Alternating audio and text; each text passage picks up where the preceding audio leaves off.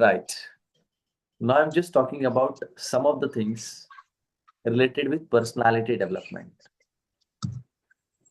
As I said that slowly but steadily I'm contributing something about the personality development. मैं कुछ चीजें आपसे साझा करूंगा Hindi Marathi English combinative things के साथ में। जैसे कि मैंने जो फ्री सेशन हुए थे उसके अंदर बताया था कि पर्सनालिटी के 4 पिलर होते हैं, फिजिकल, मेंटल, इंटेलेक्चुअल और स्पिरिचुअल। शारीरिक, मानसिक, बौद्धिक और आध्यात्मिक 4 पिलर होते हैं personality. Physical, mental, intellectual, spiritual. शारीरिक, मानसिक, बौद्धिक और आध्यात्मिक। जब आदमी खुद को चारों क्वेश्चन के अंदर डेवलप करने की प्रयास करके कोशिश करके आगे बढ़ता है, तब कहीं जाकर वो पूरा डेवलपमेंट प्रोसेस में आगे बढ़ सकता है। Overall development process of personality will get start when they start the journey to do something, contribute something to develop their 4 quotients, 4 pillars.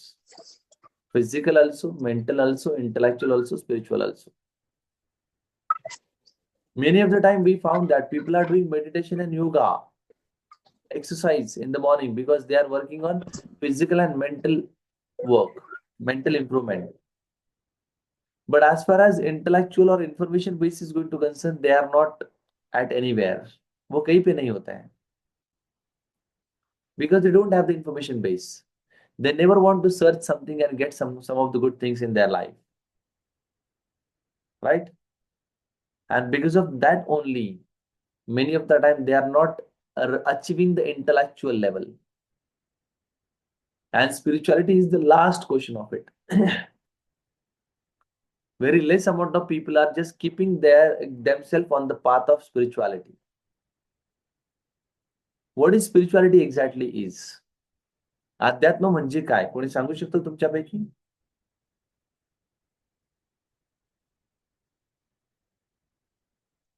Spirituality, it doesn't mean just to play the malas. Ram, Ram, Ram, Ram, Ram, Ram, Ram, Ram, Ram, Ram. It is just mere a part of practice. It is not the 100% spirituality. It is just mere a part of practice. That people are chanting the words Rama, Rama, Rama, Krishna, Krishna, Hare Krishna, Hare Krishna, Hare Krishna, Hare Rama. They are chanting the words only. It doesn't mean that they are 100% spiritual one. No. What exactly the definition of spirituality is? खरी अध्यात्माची व्याख्या काय असते सांगू? खरी अध्यात्माची व्याख्या अशी असते की ज्या माणसाच्या मुखातून नेहमी दुसऱ्याचं भलं व्हावं म्हणूनच शब्द निघतात. लक्षात ठेवा. जो आदमी बात करता है लेकिन उसके मुख से हमेशा दूसरों के लिए भला ही निकलता है. दूसरी चीज, जो आदमी जब भी कुछ सोचता है तो उसके मन के अंदर दूसरे के भले के बारे में ही सोच होती है. जो माणूस बोलताना नेहमी दुसऱ्यांना चांगलंच बोलण्याचा प्रयत्न करतो, ज्याच्या मुखातून नेहमी दुसऱ्याबद्दल चांगलंच काहीतरी व्हावं असं काहीतरी शब्द निघतात, ज्या माणसाच्या डोक्यातील विचार हे नेहमी दुसऱ्याबद्दल चांगलाच गोष्टीबद्दल विचार होतो. तिसरं, ज्या माणसाच्या हातातून नेहमी दुसऱ्याबद्दल चांगलंच कार्य केलं जातं, दुसऱ्यांना मदत कार्यच केलं जातं. या तिन्ही कॉम्बिनेशन असलेला माणूस जरी माळ जपत नसला तरी तो आध्यात्मिक आहे. जरी तो मेडिटेशन करत नसला तरी तो आध्यात्मिक आहे. याला कारण काय माहिती? खरं अध्यात्म काय सांगतं? मानव सेवा हीच खरी ईश्वर सेवा. बरोबर आहे ना? मग तुमच्या डोक्यात जर नेहमी दुसऱ्याबद्दल चांगलेच विचार येत असतील, तुमच्या मुखातून नेहमी दुसऱ्याबद्दल चांगलाच शब्द निघत असेल आणि तुमच्या हातून जर नेहमी दुसऱ्याला काहीतरी मदत व्हावी म्हणून कार्य होत असेल, तर याचा अर्थ समजा की तुम्ही आध्यात्मिकतेच्या प्रवासाच्या मार्गावर आहात. You are on the right track of the development of spirituality. Many of the time we found that people are just going in the temple, ringing the bell, playing the bell, right? Saluting to the Maruti. And as soon as they come back to the home, again they start to shout. Then what is the use of this? This is not the real spirituality. See, the real development of life will be in the hand of the people, those who are having the sound mind. Sound mind. Know that the situation is worst against of you, but till they are being cool, it is necessary to have, and it is only possible when when the people are having the sound mind. Personality यूं ही develop नहीं होती है, बहुत बार लोगों को पैसा बहुत हो जाता है, राइट, लेकिन वो पैसे का गुरूर दिखाते हैं, तो it means what, they are missing the path of spirituality. और कुछ लोगों के पास करोड़ों होते हैं और वो लाखों बांटते हैं, फिर भी कुछ कहते नहीं है। They are the real spiritual people. दान काय असतं, जे दिलं तरी कळू नये, दॅट इज कॉल्ड एज दान। किती दिलं ते पण कळू नये, आणि कोणाला दिलं ते पण कळू नये, that is called as donation. आपलं तसं नसतं, आपण मंदिरात गेलो, 11 रुपये दिले तरी म्हणतो पावती फाड पावती, प्रकाश पांडुरंग थोरात 101 रुपये द्या आणि घ्या पावती। ही रियालिटी आहे। तुम्ही कधी जळगावला जर गेलात, शेवटचं गोष्टी सांगतो आणि थांबतो, वेळ झालाय, 2च मिनिटं बाकी आहे आपले। जळगावला जर केलात, एक्स्ट्रीमली सॉरी कोणी जळगावचं असेल तर, तिथं मुक्ताई नगर नावाचं एक गाव आहे। तिथं जामनेरमध्ये राहणाऱ्या नीलमताईंना माहिती असेल, तिथं मुक्ताई धाम आहे, मुक्ताई नगरमध्ये मुक्ताई धाम आहे, हो. तिथं मुक्ताबाईंची समाधी आहे असं म्हणतात, बरोबर आहे ताई? त्याच्या बाजूलाच एक धरण आहे, सुंदर जागा आहे। माझा एकदाच जाण्याचा प्रसंग आला, त्या मंदिरात गेलो मी आणि सहज आपलं डोकं टेकवलं, सगळं झालं आणि चक्कर मारत होतो, तेव्हा त्याच्या पिलर्स वरती असं लिहिलेलं आहे, वरती जे पिलर आहेत ना, त्यातले खंबे, त्याच्यावर लिहिलेलं आहे, गुप्तदान देणाऱ्यांची नावे, अमुक अमुक 51,000, अमुक अमुक 50,000, अमुक अमुक 23,000, आणि वरती टायटल टाकलेलं आहे, गुप्तदान देणाऱ्यांची नावे। मला ते वाक्य वाचल्याच्या नंतर असं म्हणजे हसावं की रडावं अशी सिच्युएशन होती, की जर दान गुप्त होतं, तर मग त्यांचं माणसाचं नाव आणि पैसे पण गुप्तच पाहिजे होते, मेन्शन करायची गरज नव्हती। पण तुम्हाला सांगू का, की माणसांना कळत नाही आपण काय करतोय। आता एवढ्या मोठ्या मंदिर ट्रस्टची माणसं किती मोठी असतील, त्यांना खरंच ना सगळ्या अँगलने त्यांचा विचार जर केला त्यांनी, तर त्यांनी नावं टाकायला पाहिजे होती, पण वरचं वाक्य नव्हतं टाकायला पाहिजे मग, गुप्तदान देणाऱ्यांची नावे, अमुक अमुक 10,000, अमुक अमुक 5,000। हा एक रोग आहे, तुम्हाला सांगतो, राईट? 3 प्रकारचे रोग असतात, आधी, व्याधी आणि उपाधी, है ना? व्याधी शरीराला होते, आधी मनाला होते, आणि उपाधी हा बुद्धीचा रोग आहे, आणि तो खूप जणांना असतो, बरोबर आहे? बघा तुम्ही, पत्रिका जर आली तुमच्या घरी एखाद्याची, तर सगळ्यात पहिले आपण काय पाहतो, नवरदेव नवरीचं नाव, बरोबर आहे? ची सौ का रुक्मिणी BA LLB, हा जो BA LLB आहे ना, हा बुद्धीला झालेला रोग आहे हा, राईट? त्याला आपण उपाधी जी म्हणतो ना, ती दॅट इज बुद्धीला झालेला रोग आहे हा। कोणाला काही घेणं नसतं, पोरगी BA का MA, लोकांना 2च गोष्टींची घेणं असतं, पत्रिका कशी आहे दिसायला आणि लग्नात जेवायला काय आहे।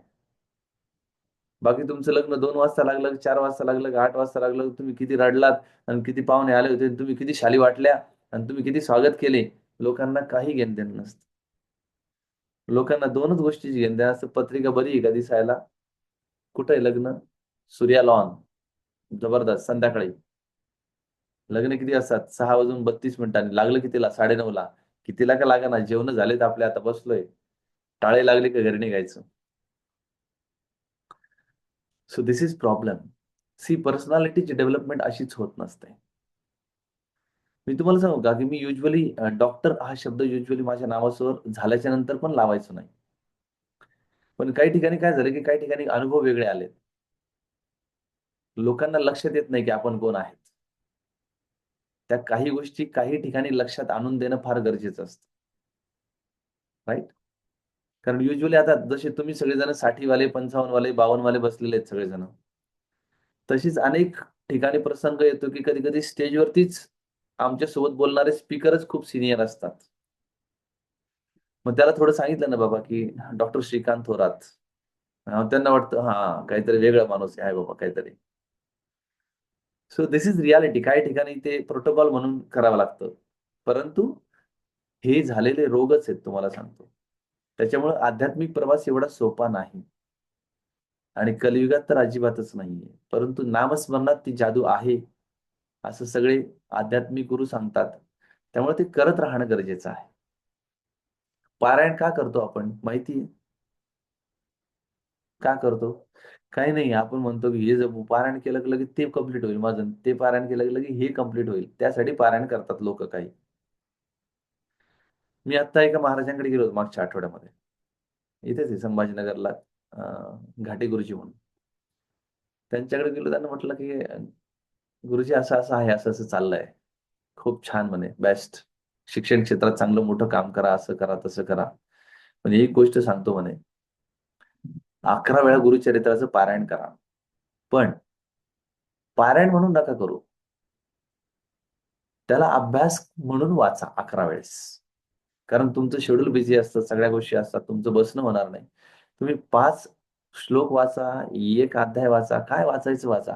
11 वेळा त्याचा अभ्यास करा. यासाठी, की तुमच्या आयुष्यातल्या पुढच्या अनेक प्रश्नांची उत्तरं त्याच्यात भेटणार आहेत. म्हणून करा. हे असं सांगितलं ना, की मग काही प्रॉब्लेम येत नाही मला, माझ्यासारख्या माणसाला. पण ते जर म्हटलं ना, सकाळी उठून 7 अध्याय करायचे म्हटलं, की मग ते अवघड कार्यक्रम. कारण 8:00ला शेड्यूल चालू होतं आमचं. कसं शक्य आहे? परंतु समोरच्या माणसाला पण आपली काय सिच्युएशन आहे ही कळते आणि त्यामुळे त्याने आपल्याला पारायण म्हणून नाही, पण अभ्यास म्हणून 11 वेळेस वाचा या वर्षभरात आणि मग मला भेटा सांगितलंय. चला ठीक आहे, फाईन. आणि खूप दिवसापासून माझ्या मनात आलं होतं, की गुरुचरित्राचं पारायण केलं पाहिजे. पण त्यांच्या निमित्ताने ते ईश्वराने पुन्हा वधवून घेतलं आणि today I am going to start this. So today is the day. एकादशीचा दिवस आहे आणि मी त्यातला पहिली प्रस्तावना काही गोष्टी आपल्या वाचल्यात. Started this now. लक्षात ठेवा अध्यात्म 100% गरजेचं आहे. परंतु खरं अध्यात्म काय? याचा अभ्यास काही महाराजांना ज्यांना आपण हबप म्हणतो, त्यांनाही कमी झालाय. हा प्रॉब्लेमच आहे. पण आपण कोणाबद्दल काही बोलू शकत नाही. तुम्हाला सांगू ना, की 2च गोष्टी आहे. एक करोडो कमवा. प्रश्न नाहीये त्याच्यासाठी. पण कुठे थांबायचंय ना, हे अलीकडे कळलं पाहिजे. That's confirm. युजुअली रिटायरमेंटचं एज 58-60 असतं. त्याच्यानंतरही लोकं परत ड्युटीला जातात काही-काही. ते म्हणतात, "घरी बसून काय करू? डोक्याला डोकं लागतंय बायकोशी, त्यापेक्षा बरं आहे आपलं 8 घंटे." बरोबर आहे? तुम्हाला सांगू का, ह्या लोकांना लाईफच कळालेलं नाहीये. मला जर खरं ईश्वराने जर अलीकडे जर चांगलं काम करण्याची संधी दिली ना, तर 51-52व्या वर्षी रिटायरमेंटची इच्छा आहे. 51-52 सफिशियंट आहे. तुम्हाला सांगतो ना, कितीही काम केलं ना, तरी पोरांना जर ठेवलं काही कमवून तरच नाव घेतात ते. नाहीतर म्हणजे आमचं म्हाताऱ्यानं काय केलं आमच्यासाठी? काहीच नाही केलं. अनिल बोकील नावाचे एक गृहस्थ आहे. त्यांच्याबद्दल अभ्यास करता आला तर खरा. त्यांनी एक वाक्य सांगितलं होतं, काका आम्ही त्यांना काकाच म्हणतो. काकांनी आम्हाला एक वाक्य सांगितलं होतं, की "बाळांनो एक लक्षात ठेवा. तुमची संतान जर लायक असेल, लायक, तर त्यांच्यासाठी काहीच कमवू नका. कारण ते त्यांची त्यांची कमवणार आहेत. आणि तुमची संतान जर नालायक असेल, तर अजिबात काहीच ठेवू नका. कारण तो सगळं उधळणार आहे." आपला सगळा आटापिटा काय सेट चाललाय माहिती का? माझ्या पोराला 2 प्लॉट पाहिजे. माझ्या पोराला 4 एकर शेती पाहिजे. माझ्या पोराला 2 टू व्हीलर पाहिजे आणि 4 फोर व्हीलर पाहिजे. मग त्यानं काय केलं पाहिजे? त्याने बापाकडून पेट्रोल घेऊन पुन्हा उड्या मारल्या पाहिजे त्या गाडीवरती. पण त्यांनी काय केलं पाहिजे? म्हणून असं काहीतरी कार्य उभं करा, की ज्याला मोठं करण्यासाठी त्यांच्या खांद्यावर देऊन आपल्याला बाजूला सरकता यायला पाहिजे. करा ना काम नक्की. असं काहीतरी करा, की त्यांच्या खांद्यावर द्या आणि बाजूला सरका. आता इथून पुढचं ड्रीम तुझं, इथपर्यंत आणून देण्याचं काम माझं होतं, आता इथून पुढचं तुझं. हे सगळ्या वडिलांना जमत नाही. याला कारण काय माहितीये का? सगळे वडील कॉमन नजरेतून पाहणारे वडील आहेत. वय वर्ष 16 पर्यंत स्वावलंबनाचं शिक्षण. कोणाचे वाक्य आहेत हे? ज्यांनी आपलं राष्ट्रगीत लिहिलं. कोणी लिहिलं? रवींद्रनाथ टागोरांचं वाक्य आहे. वय वर्ष 16 पर्यंत स्वावलंबनाचं शिक्षण, वय वर्ष 16च्या नंतर स्वावलंबनाने शिक्षण. 10वी पर्यंत पोरांना शिकवा, 10वीच्या नंतर त्याची कमवून शिकू द्या, तर त्याला पैशाची व्हॅल्यू कळणार आहे. तुम्ही जर त्याला MD आणि MBBS करायला जर पैसे दिले ना, प्रोव्हाइड केले ना, त्याने तुम्हाला दिवे दाखवले, समजून घ्या. 100%. आणि तुमच्या सगळ्यांचा आटापिटा हात चाललाय. मला जे सहन करावं लागलं ना, ते माझ्या मुलांना करावं लागू नये. 100% चुकतायत तुम्ही. त्याला त्याचं स्ट्रगल कळलं पाहिजे. 100%. त्याला कळलं पाहिजे की कर्जाचा बोजा काय असतो, त्याला कसं फेडायचं असतं. नको नको नको नको भाऊ, तू ताट नको उचलू, ताट उचलू द्या पोरांना घरामध्ये. त्यांना झाडू मारू द्या, त्यांना टॉयलेट साफ करू द्या. त्यांना कळलं पाहिजे व्हॅल्यूज काय आहेत म्हणून. गुरुकुलात हे सगळं करावं लागायचं. आता आपण आयदू करून ठेवलेत पोट्टे. घरात पाहुणा आला तरी ते पाणी देत नाहीत ग्लासभर. सांगावं लागते त्याला, ग्लासभर पाणी दे. सांगायची गरज नाही पडली पाहिजे. उठला पाहिजे तो द्यायला. तुम्हाला सांगतो ना, प्रचंड पैसे कमवून ठेवू आपण, प्रश्न तो नाहीये. परंतु व्हॅल्यूज जर द्यायला विसरलो ना, तर ते पैसे संपायला वेळ नाही लागणार. भुर्र उडून जातील, तुम्हाला सांगतो. काहीच वेळ नाही लागणार. त्याच्यामुळं व्हॅल्यूजवर काम करूया आपण आणि व्हॅल्यूज साठी एकत्र राहूया. एखाद्याला दिलेलं प्रॉमिस असेल तर त्याच्यापेक्षा 2 पट जास्त त्याला देता येतं की याचा विचार करा. कमी नाही होणार नॉलेज. शिक्षकी पेशामध्ये मी युजली सांगत असतो. काही लोक फार अप्रेमानाने सगळ्या गोष्टी शिकवतात, कारण त्यालाच माहित नसतं काही, म्हणून ते अप्रेमानाचं असतंय. हा प्रॉब्लेम आहे. So take care about it. Personality development ही या सगळ्या अँगलनी होत असते आणि ती रोज थोडी थोडी होत असते. एकखट्टी नाही होणार. घरामध्ये सगळ्यांना सांगा की चला 15 मिनिटाचा आपण टाइम लावतोय, 15 मिनिटात सगळ्यांनी मिळून सगळं घर आवरायचंय. जेवढं जमेल तेवढं आवरू आपण, काही हरकत नाही. अलाराम लावा, 15च मिनिटं करायला लावा. 15 मिनिटात सगळं घर आवरून जर चारी माणसं लागले ना, पटकन आवरतंय सगळं, तुम्हाला सांगतो. पण एकट्या बाईचा जीव जातो, धुणे धुवून, भांडे घासून, सगळे दुनिया करून, सगळं करून, आणि पुन्हा तिने लढायला उभं राहायचं संध्याकाळी 8 ते 10. मगता घेतलाय का सगळा? नाही. हे सगळं आम्हाला आमच्या आईकडून मिळालं. कारण माझ्या बहिणीचं लग्न 2003 साली झालं आणि त्याच्यानंतर 2014 साली माझं लग्न झालं. म्हणजे 11 वर्षाचा कालखंड होता मधला, की माझ्या आईचा मुलगा आणि माझ्या आईची मुलगी दोन्ही मीच होतो. मग आईला शाळेत जाताना उशीर झाला तर पोळ्या पण लाटून द्यायच्या. मग तिथूनच शिकलो आम्ही. भारताचा नकाशा झाला तरी चालेल, पण पोळी लाटता यायला पाहिजे. आता मी तुम्हाला सांगतो, ह्या खंदारे ताईपेक्षा जास्त गोलपोळी मला येते चांगली, गॅरंटी के साथ. प्रॅक्टिस. पण हेच जगणं आहे. And this is life. कोणी काही म्हणो, पण आपल्याला काय ठेवून जायचंय तर व्हॅल्यूज आणि संस्कार. पैसा कितपत राहील माहित नाहीये. बघूया काय जमतंय ते. शेवटी त्याची इच्छा, परंतु प्रयत्न तर आपले असले पाहिजेत. नाही तर मग शेवटी त्याची इच्छा म्हटल्यावर इंग्रजी पण त्याला जेव्हा वाटेल तेव्हा येईल, येणार नाही. त्याच्यासाठी एफर्ट्स घ्यावे लागतील. चलो fine. Thank you for listening and do some valuable implementation in your life. Okay? Thank you. Sir, Yes, sir, sir, please. sir, I like English actually, and my willingness is very, my eagerness is to learn only, sir. But Sure. time constraint, some busy schedule constraint, I cannot join, sir. No, no issues. Time No to issues. time. I don't say anything about that because, sir, you are trying to get join the hands with us. And I'm Yes, sir. sending you the all kind of recordings, sir. Whenever you get the time, free time, now just try to see the recordings. Fine. Yes, sir. Yes, sir. And apart from that, also, I'm the person that who will definitely be with you to make you empower and to reach up to the destination where you want to reach, sir. Fine. Sir, today, sir, एक minute, I want to speak, sir. Yes, Sir, yes, uh, today you have dealt with so many spiritual thoughts, sir. yes, Connection with last moment.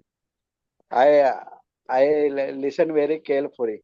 sir. It is a very, because I also read that grantha, some grantha. So Yes, it yes, is very much a good thing, best thing, sir. That for yes, study purpose, sir.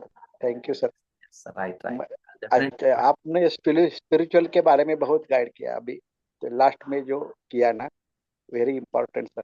Yes sir, personality development इससे ही या होती है sir, या लेकिन क्या या हुआ ना या कि पर्सनालिटी डेवलपमेंट के नाम पर ना अलग सा बाजार बनाया गया बाहर. What do I personally feel that inside out journey होना चाहिए डेवलपमेंट का. आउटसाइड इन कितना भी मोटिवेशन ले लो, जब तक अंदर से नहीं आता ना कि इंग्लिश सीखना है मेरे को, तब तक आदमी. या internal spirituality that I like also, sir, right sir. because you shown that granthas that yes, yes, it is yes. a very good. Thank you, sir. 9:15 हो रहे बॉस. Thank चला, you, आमचे thank you, sir. मॅडम पण वाट पाहत आहेत, आज आमचे मॅडम पण थांबलेले आहे इथंच. चलो fine. Good night, good Thank you, night everybody, good night. thank you. Okay. Good night, sir. Good Good night, night, everybody. good Good night, night. Bye. Good night. good night. Good night. Good night. Good night, sir. Good night, Savantai. Good night. Good night. Hello. Bye. हिस्ट्रीच्या क्लासला जे जात होते तेच